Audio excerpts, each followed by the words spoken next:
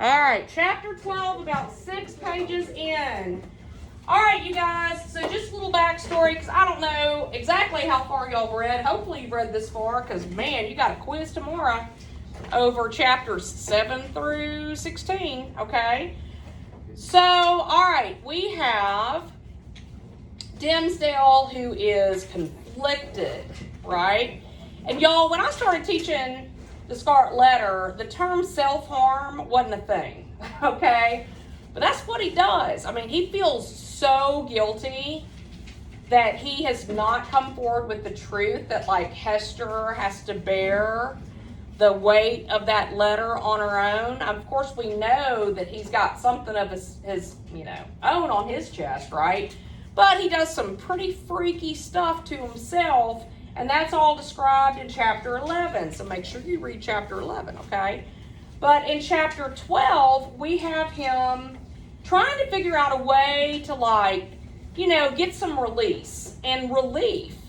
He is going to go out in the middle of the night and stand upon the scaffold that Hester had stood upon, way back when, okay?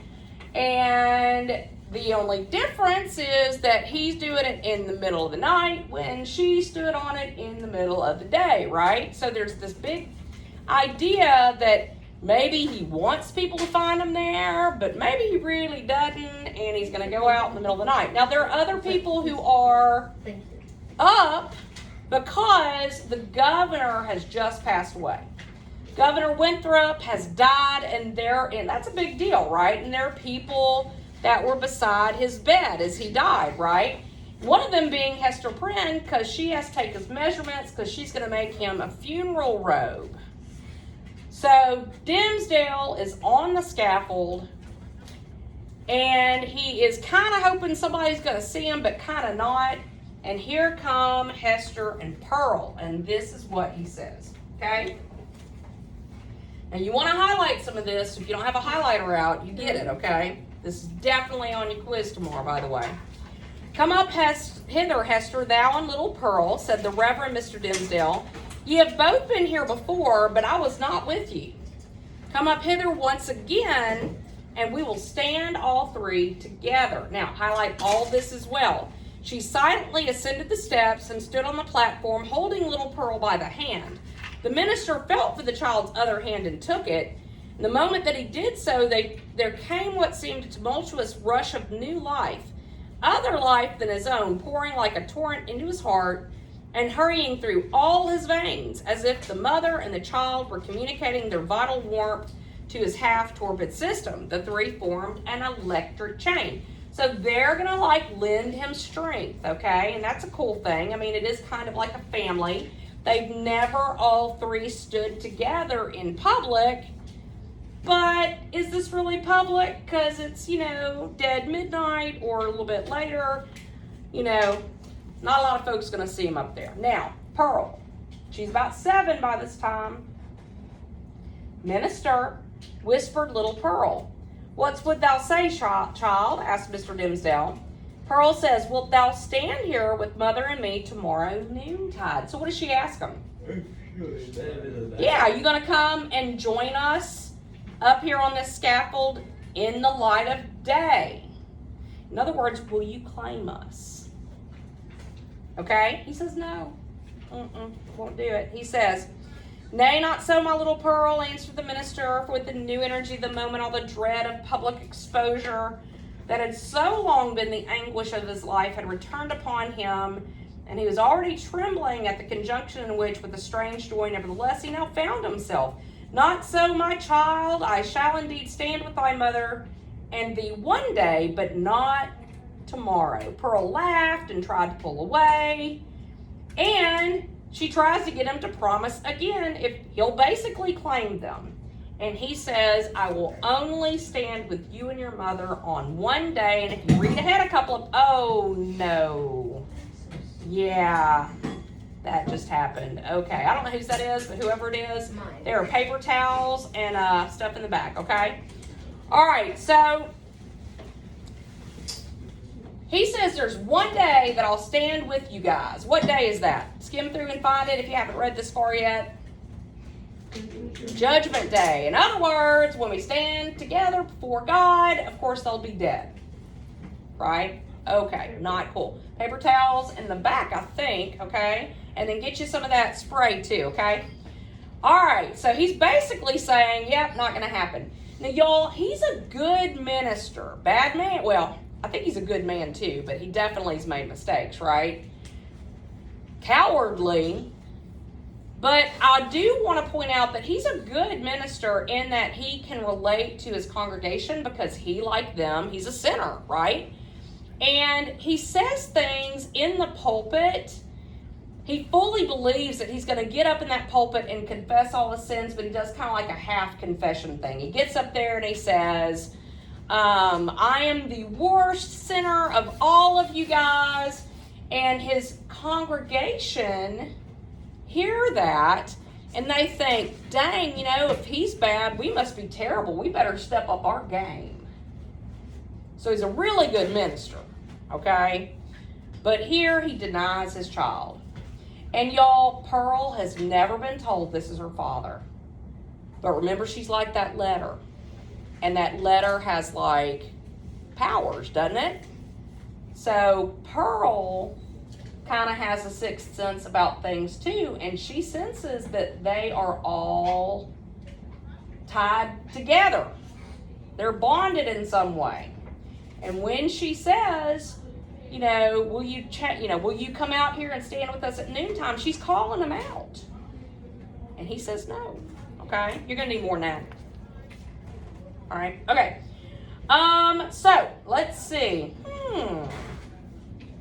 Now, we have this very peculiar scene, okay, where we have this red flash in the sky. Hawthorne describes it like it's a meteor. And it's in the shape, because we are reading the Scarlet Letter, it's in the shape of this letter A that, kind of shoots across the sky, right? And the people who see this believe that it means angel because their governor has just died and he's like, ascending into heaven. But Dimsdale's a narcissist. Y'all know what that means? Yeah. So he sees it as God's judgment on him, right? Because it's that red letter A. Hester wears it in public, but of course his burns in secret, all right? Now, we're not done yet, but we're almost there, okay? So, let's see. Here comes Chillingworth, all right?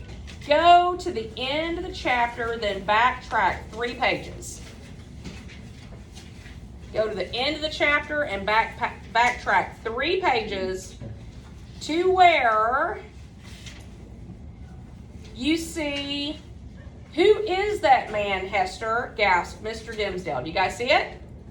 Okay, you want to highlight this too. Here comes Chillingworth. Dimsdale, he's been living with this guy for years. And they've even been kind of friends. But there's something up about Chillingworth. We know what's up with him. He's the leech, right? So what's he doing to the physician? I mean, what's he doing not to the physician? He is the physician. What's he doing to Dimsdale? He's like getting all the secrets out. Exactly. Like he is feeding off of Dimsdale. Okay? And Dimsdale's starting to kind of sense that this is, something's going on. So he asks Hester, who is this man? But can she tell him? Why not? Because he promised. She promised. That's right. Who is that man, Hester? Gasped Mr. Dimsdale, overcome with terror. I shiver at him. Dost thou know the man? I hate him, Hester. And then he goes on and says, I tell thee, my soul shivers at him. Who is he? Who is he? Canst thou do nothing for me? I've a nameless horror of the man. Pearl is, I love Pearl now. All right, she's bad, but I love her. She says, Minister, I can tell thee who it is. And she pulls him down and whispers in his ear. And she says gibberish, nothing. She is totally messing with him here, okay? And he says, do you mock me? And she says, thou wast not bold. See if you can find it. You want to highlight it. She says, thou wast not bold, thou wast not true, answered the child. Thou wouldst not promise to take my hand to mother's hand tomorrow noontide. Miss Parker? Yes. Hey, I've got 1, 2, 3 that I can get for you, 4th period, and then 4 for 5th, and then that'll be all. You are awesome. Thank you so much. You're welcome. Okay, thanks. All right. Okay, so she is just like, acting up because she likes him, but she doesn't trust him, and she calls him out. She says, you're not courageous, you're not honest, you won't claim us in the daytime. All right, so she tells it like it is. Now, here comes Chillingworth. He steps up to the scaffold and says, worthy sir, said the physician who had now advanced to the foot of the platform, pious Master Dimsdale, can this be you? Well, well, indeed, we men of study, whose heads are in our books, have need to straightly look after. We need to be looked after. We dream in our waking moments and walk in our sleep. Come, good sir, and my dear friend, I pray, let me lead you home. Okay, so Chillingworth approaches and says, good friend, you must be sleepwalking. Let me take you back to our home. He does not say, I knew you were the father, right? He doesn't call him out. He doesn't attack. He pretends that everything's fine. Why would he do this? To save faith. There's more than that to it, though. To keep themselves from, to make themselves still trust him? Or? Possibly. Not a bad guess. I mean, what? Well, I was maybe so he can still feel his guilt or something. If he's a parasite, which a leech is, right? What does a parasite need to have to survive? A host. He does not want to, let Dimsdale off easily. He wants to keep messing with him, tormenting him. He's enjoying it. Now, Hester's going to see the shape that Dimsdale is in, and she's going to decide for herself, I cannot keep Chillingworth's secret any longer. And she's going to confront her husband, okay? And she's going to say, look, you need to know that I'm going to tell him the truth. And that's, what's coming up in the next chapter, which you got to read, of course. And then you got a couple more as well. Now, Avery and Bella, I think for you guys, for 12, what you need to remember is that Dimsdale's going to go out and he's going to put himself on that scaffold in the dark because he kind of wants to be caught but kind of doesn't. And then Pearl and Hester are going to go up and join him. And Pearl's going to call him out. She's going to ask him, will you be with us in the daytime tomorrow? And he says, no. And then when Chillingworth comes up, he asks Hester who it is, and she can't tell him. And Chillingworth pretends that everything's fine because he wants to keep messing with them. Okay? That's something important. Now, guys, the quizzes are going to have passages that you have to interpret. You got to tell me where they take place. So just reading Spark Notes is not going to do it for you, okay? Hopefully you've been reading a little at a time and you haven't put it all on one night. All right. Good deal, good deal.